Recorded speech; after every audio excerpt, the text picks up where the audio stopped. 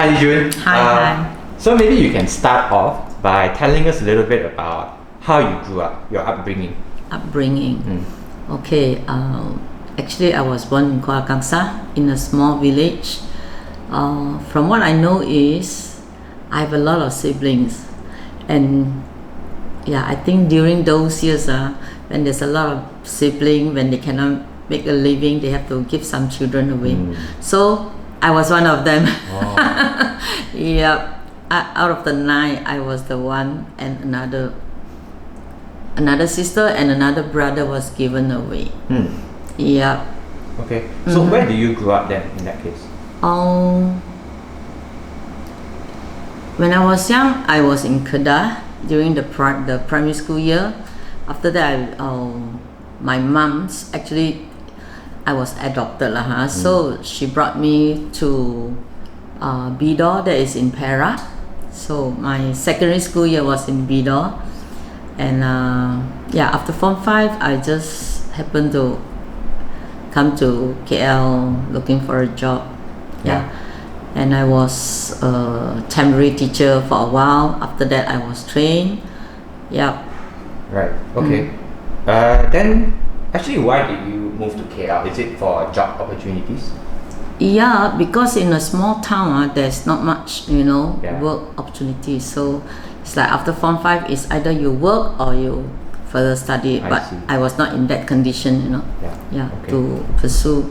If I can, actually, I could have been a nurse. I see. Okay. So were you brought up in a Christian household? No. Then how do you become a Christian? When I was temporary teacher in Negeri Sembilan, actually my roommate, she was a Christian, but she didn't mention it to me. And then I think she was the one that who has engaged some kind of so-called correspondence course. About Christianity. That was the first time that I have some kind of so-called knowing Christianity. That was before I was 20. Okay. So did she evangelize to you? No. No. I think during that time there's no such thing as evangelism. I see. Okay. Then how did you come to become a Christian? It was when I was married and then settled down in PJ, and then Joy is my younger son. Actually he was the one. Jolly was the one who brought me to the church. I see. Okay. He was joining those so-called CF. CF. Then sometimes I have to drive him to the church. That's how I come into contact with the church. Okay. So did Joelle invite you to church? Is that why you eventually started coming to church now? Actually, it's like, okay, I drop you there, then at such a time that I got to go and pick him up. There was one incident where I was stuck in a car park. That car park is like I think it's a basketball court . So I was stuck in the middle. I cannot move, you see. So I came out and then I walked into the church. Just sitting at the corner, just trying to observe what they were doing . Then, Joe was like, he was, I would say he was venturing into Christianity. That's why I said, Mommy, you come and sit down . And then there was one incident of the court, and I said, Mommy, you just go out. I'm like, go out or why? I know nothing about Christianity, right? Okay. But somehow somehow I went out. This was in CRC or is it No, it's not CRC. Right, it's another church. So the first church that I went. I see. Okay. So do you remember roughly why did you want to become a Christian back then? I think more or less because Joel challenged me. Because when he was young, we even been to China, then for a trip, and then Joel was very young. I think he was like standard 2, standard 3. So when there's a temple, we went in. When I pray, Joel also pray. But then slowly he was like, he has a lot of questions. So when he was in secondary school, he start to come into contact with this. So he's like, Mommy, you should know about who Jesus is.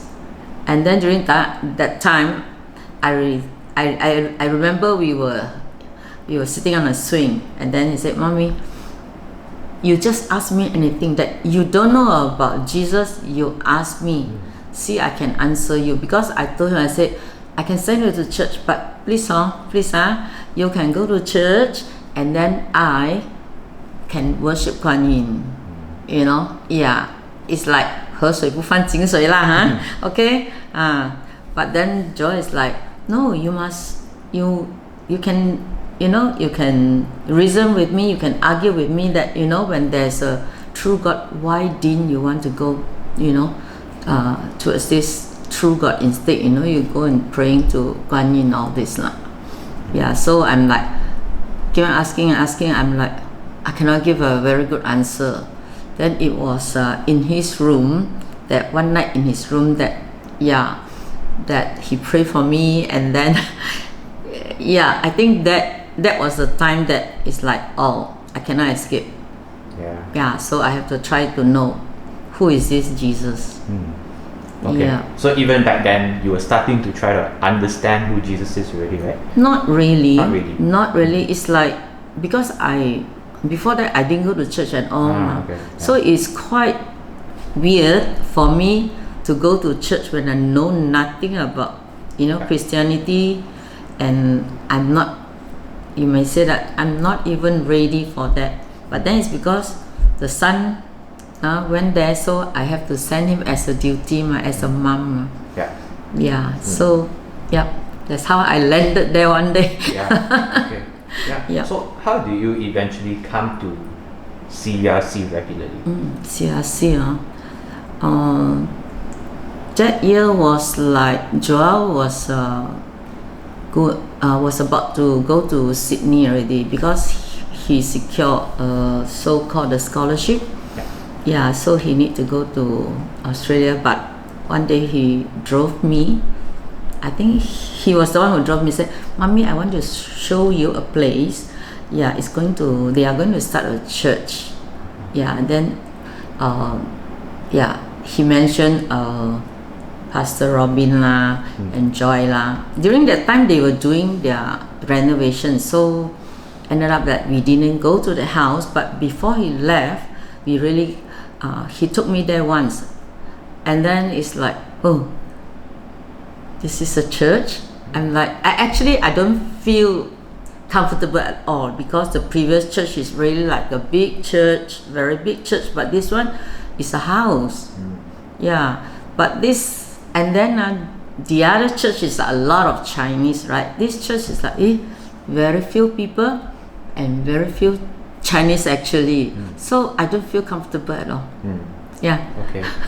But this son say, "Mommy," because the first thing is he took me there. After that he said, "Mommy, you try to go this church." I'm thinking like, hey, the first church you took me there, now the second church also you are the one who asked me to change the church, I'm like, okay lah, never mind lah, just go along. So what got you to keep coming to CERC, even though you were uncomfortable at the start? Yeah, I was uncomfortable because even the first sermon, I feel that, wow, the pastor is preaching very long sermon, and I think a lot of people know that kind of standard, the stand-up preaching, okay, it's like more than going to university. This is what I used to tell, I used to share with friends or even the church people. But then it's like, I have the heart, want to know what is it about, because the previous church is more like, I'm a happy Sunday Christian, I involved in a bit of tuition.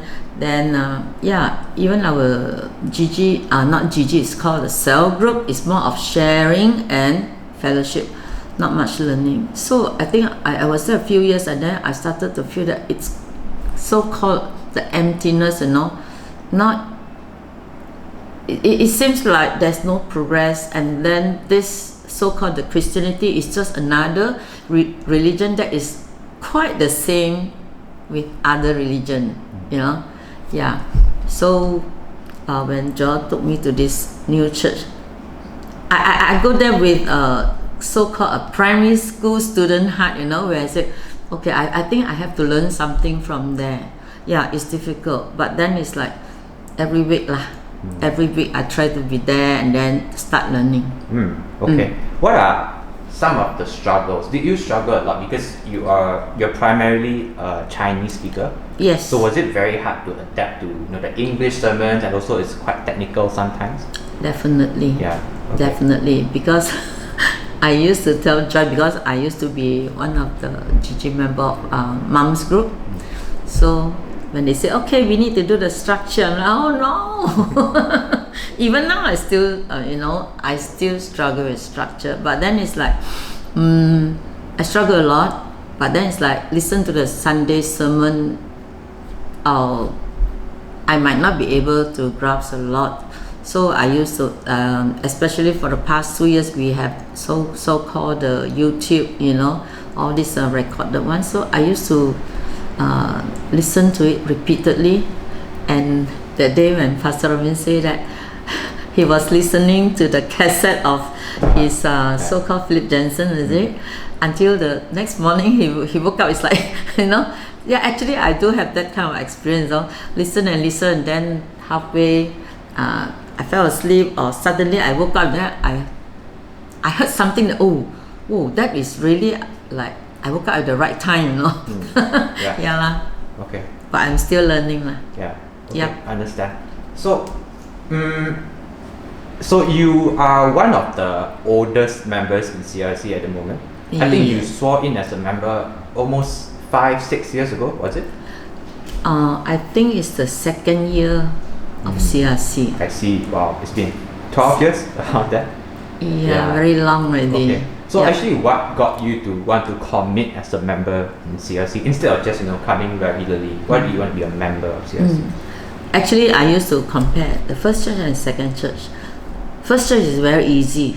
Second church, wow, it's not easy. But then it's like God's word is feeding me, and then I can see the zeal, of this church.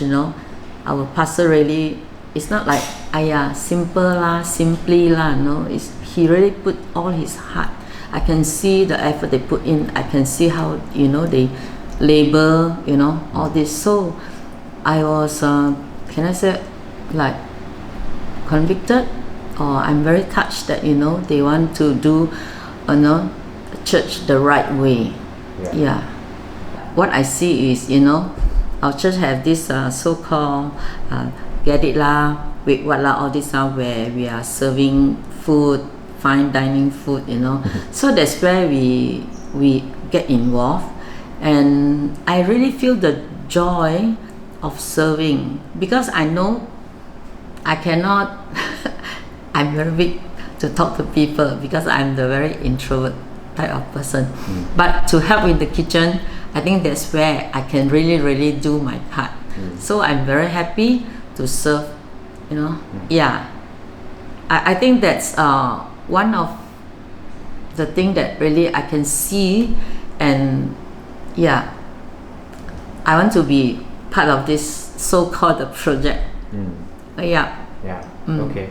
So, I think you mentioned earlier as well that it's quite hard for you to sometimes, even until now, to follow the sermon and understand everything that Pastor Robin is preaching, or even the other pastors in training. So, but at the same time, I see you in church every single week coming back, and even in growth groups. I know that sometimes you can go quite late, right? But at the same time, you still try to persevere on until even until midnight or past midnight. So, what gets you to want to keep going? I think I learned a lot from the sermon, although I cannot put it like really in a right way. But when I heard about justification lah, after that sanctification or resurrection, whatever lah, it's like this is from the Bible. This is from the Bible, and this is the God's word. Then, if we really have the ear to listen, we should know that. I think I should say I'm so grateful that I'm in CRC. Then they are feeding me, with God's word, which I learned to be obedient, and I know that I have to depend on God's grace. Yeah. So although it's difficult, but I think I will land nowhere lah. If I leave CRC, then I'll be like indulge myself, with something else. Yeah. Okay. Yeah. So I think following up from that, you are a testimony of the fact that we're never too old to learn theology, or we're never even too young to learn theology, right? So how will you encourage maybe someone who's a bit older that might not want to learn about the deep things about Christianity or work hard to study the gospel? How will you encourage them to put in the effort and the diligence to learn about theology and the scriptures?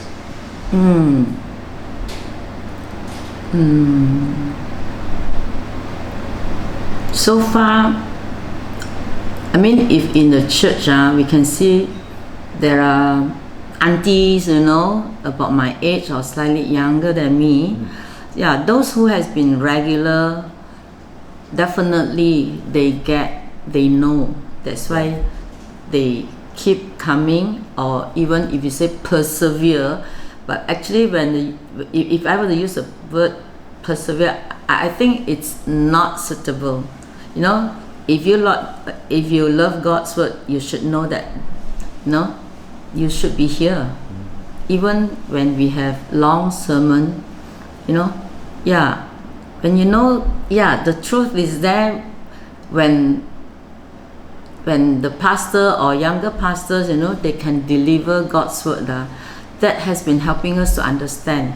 Because from the Bible, if I read from book to book, sometimes I just reading a book after book, but I may not be able to understand. And even in our GG, you see there's a lot of flipping in the sermon, during the sermon.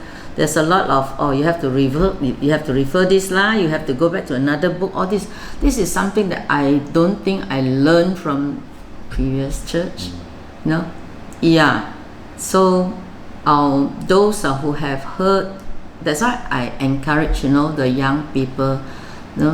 I talk to them, then sometimes I say, how I wish my mommy can come to church like you.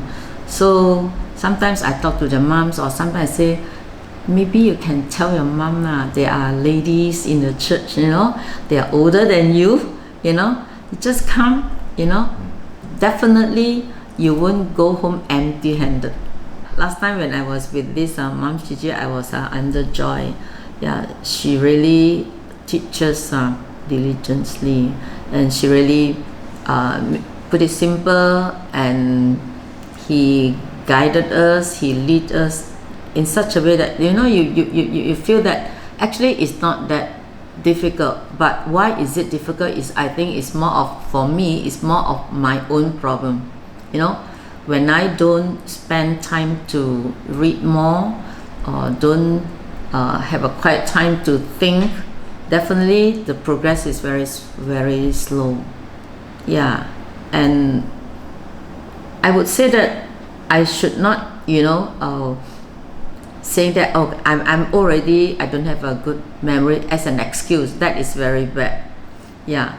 That's why I remember when I was sick a few years back, when I was having this nose cancer.